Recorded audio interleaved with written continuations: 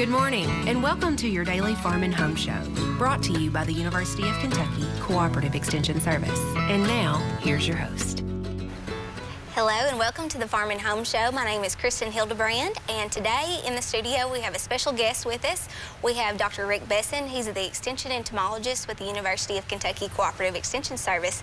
Good morning, Ric. Good morning. Yes, how are you doing? I'm doing very well. Doing good. Now, one of the topics you have to talk about this morning is spiders. That's right. That's not very popular with many people. We usually get the phone calls about, how do I take care of spiders? And generally the actual concern is if they're poisonous or not. Correct. And a lot of people have phobias to spiders, and some of it is really not grounded in actual risk associated with the spiders. People are just scared of them. They look creepy and they don't want to move fast. They move fast. Sometimes they don't want to have anything to do with them. Right. So what are some that we really have to worry about that are more on the poisonous side? Okay, first let me just say we have hundreds of different species of spiders in Kentucky. Some of them are big, some of them are fast, some of them are slow. But we really only have two that are considered dangerous species. So we have the black widow, which everyone's pretty familiar with, and we have the brown recluse. And those are the two. They have venom that has a lot of risk if we get bitten.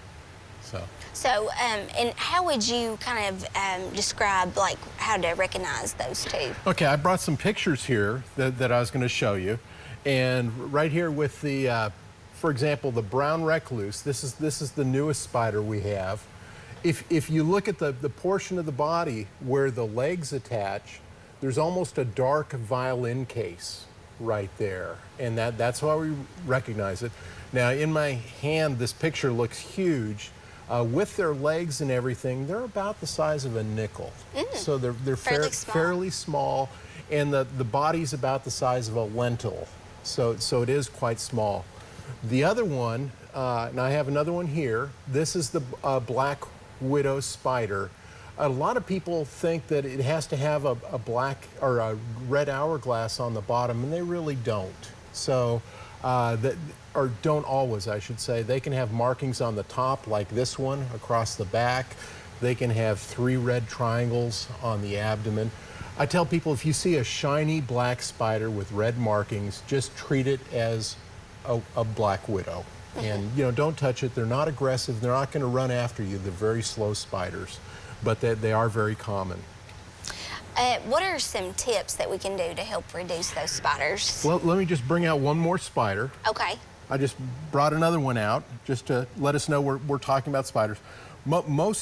Before I get into the tips, most spiders are very docile and very friendly, and they're not prone to bite. This is a tarantula here. Okay. But in terms of tips to reduce problems with spiders, one thing is try to reduce clutter in the home.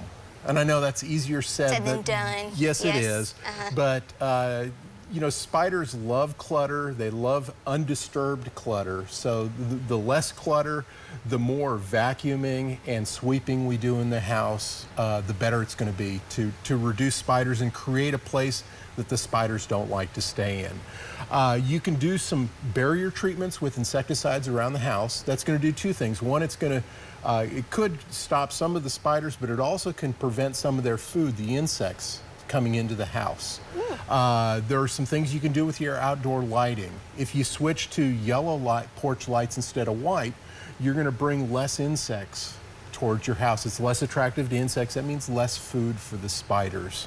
And then lastly, this isn't something you do to reduce the spiders, but to protect yourself when you go into your attic or your basement and you're going through boxes that have been stored there a long time, I would recommend wearing gloves, because you're always going to put your hands in places you don't see. It's underneath the box, or you're digging for those photographs or something like that. And that's just a good time to wear gloves when you do that type of work. They really do like dark spaces, don't they? The dark, undisturbed spaces, Yeah. So we appreciate you being on the show with us this morning. Did you say you had a name for your tarantula there? I don't. This is one I just borrowed from the lab this morning. This one's actually native to the desert Southwest. It's called an Arizona blonde tarantula. Well, we appreciate you being on the show with us. If you have any questions whatsoever, give your local extension office a call and we'd be happy to help. Hope you have a great day. If you have questions about today's topic, please call the Warren County Extension Office at the number on your screen. Thanks for watching and have a great day.